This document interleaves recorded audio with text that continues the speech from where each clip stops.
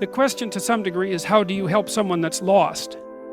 And the answer to that is, if they aren't willing to not be lost, you cannot help them. And I would also say that as a clinician. You see, I mean, it's a statement that's informed, I would say, by my mythological knowledge, but also by straight clinical wisdom, not mine particularly. I mean, one of the things that Carl Rogers pointed out was that there were necessary preconditions for entering into a therapeutic relationship. And that would be really any relationship where the mutual flourishing of the two people involved was the paramount goal. And one of the preconditions was that both people had to want that to happen. And Rogers believed he didn't know how to get the horse to drink once you had brought it to the water. And I've thought about that a lot, because when people are really lost, sometimes they're so lost that they can't be found. And I think the only thing that you can do in a situation like that is get your life together and manifest the reality of an alternative mode of being. That's what you've got. And so that's the only way I know of to solve an intractable problem. Don't cast pearls before swine. And what that means is, if you're trying to help and it doesn't work, then stop helping. It's not helping, right? It may be just wasting your time. It might be making things worse. Now, if you're offering something and it's not taken, then perhaps you should be offering it somewhere else. And sometimes, if you offer a hand and the person won't take it, you have to stop offering the hand. And then what you do is you go off and you have your life. And sometimes that means in people's lives, for example, that they have to leave their family members behind. Sometimes the thing you do is walk away because there's no other solution. And if you are trapped in pathological relationships and you see no way out of them, if someone who is sinking has their hands around your neck and is pulling you down, you're not obligated to drown with them. You know, there's a rule too if you're a lifeguard. You know, some of you have had lifeguard training. How do you approach someone who's drowning and panicking in the water? Feet out, right, like this. It's like, I'll save you, but that doesn't mean you get to drown me while I'm doing it. And if it's you drown or both of us drown, it's you drown. And that's wisdom. That's not cruelty, right? So, yeah.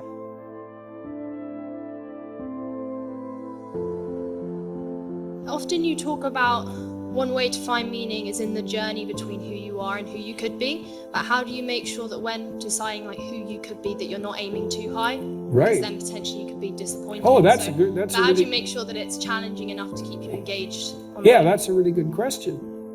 Yeah. Well, that's something you encounter practically in a clinical setting all the time. Well,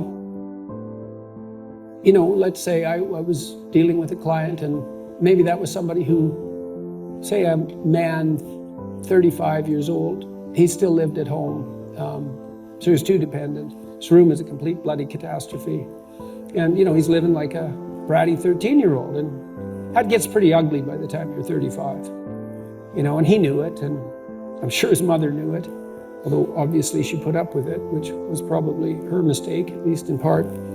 But maybe we decide, well, you know, let's start by cleaning your room. And so as a cognitive behavioral psychologist, you engage in a process called collaborative empiricism. And that's partly to solve the problem that you described as well. How do we know we set the right goal? Well, we'd say, well, go try it. Just watch yourself like you don't know who you are, and come back next week and we'll see how you did. And maybe, I remember this one client, he came back and he said, you know, I went and got the vacuum cleaner from the closet, which is something I really have never done. And I put that vacuum cleaner in the doorway of my bedroom, crossways, so it blocked the doorway. And then I just walked over it for a whole week. And like, he was completely nonplussed at his own intransigence. And look what he did, eh? He was so resentful and so angry that he, instead of vacuuming his damn bedroom like he planned, he just stuck the vacuum in his own way and then martyred himself over it every day for a week. It's like, okay then, we're starting to get somewhere with the whole you living at home thing here. And so, well, that was too high a goal for him. And you say, well, how do you know that? It's like, well, he didn't do it, did he? So then what you do practically is you say, well, how about you bring that vacuum cleaner into your room this week, and that's your whole assignment. And just watch what happens when you bring it in. Watch the fantasies that flicker in the back of your mind as you live out your resentment at your therapist for daring to make you bring that vacuum across the threshold of your bedroom.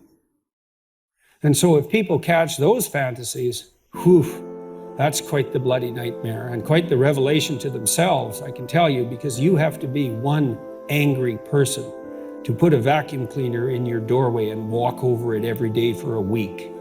And so then we'd get somewhere. It's like, okay, now we're getting to the bottom of things, but maybe the next week he'd come back, well, with the fantasies at hand and rather shocked as a consequence, but the vacuum cleaner was then in his room. And so he broke the threshold there, and then maybe all he could do was sort out a drawer or half a drawer, something like that. So what you do is, you pick a target that you think is probably reasonable, and you can negotiate that with yourself. And what I would do often practically with my clients is I would say, well, your life is not going very well, and that's why you're here. I mean, that wasn't a pronouncement on my part. And I would ask them, what problems they were suffering from, what they were suffering from. But I would usually do a pragmatic analysis of the generic quality of their life. And it's not that hard to do. You can do this for yourself. It's part of this self-authoring program that I have online.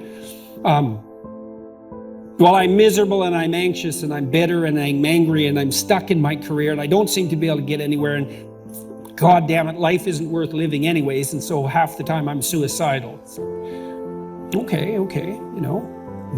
right? Now we've established the problem domain, right? At least somewhat. And then I would say, well, hypothetically, you'd rather that some of that wasn't the case, right? So because we want to establish a goal, what is it you want? More misery or less misery? And usually by the time people had come to therapy, unless they were mandated to do so, which never works, by the way, they wanted things to be better. That's why they were there. Now and then you get someone who was there just to, maybe please someone else, but I could usually get beyond that, because if they were willing to come there was at least a part of them that was hoping that there was such a thing as up. And then we'd just walk through their life. It's like, okay, well, let's do an assessment. Do you have any friends? How often do you see them? Well, I have 6 friends, but I only see them once every 6 months, one of them every 6 months. Well, that's pretty low on the friendship hierarchy. So I just file that away as a piece of evidence. Do you have an intimate relationship? Are you as educated as your intelligence would indicate might be useful? Do you have a job? Do you have a career? Or failing that, a job, right? Because generally people need at least a job and perhaps hopefully a career. How do you regulate your drug and alcohol use? Because that's a major pitfall for people. How do you use your leisure time? And how do you take care of yourself mentally and physically? Now, that's not everything about life, right?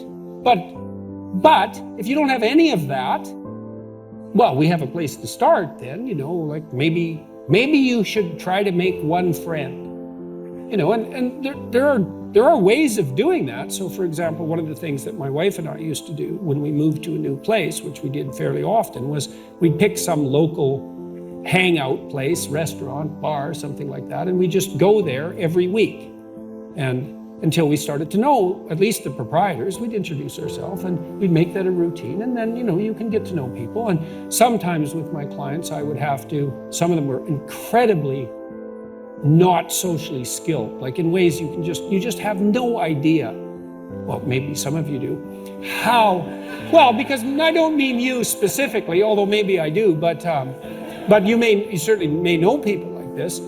I had one client who was literally so socially anxious he could not use a telephone.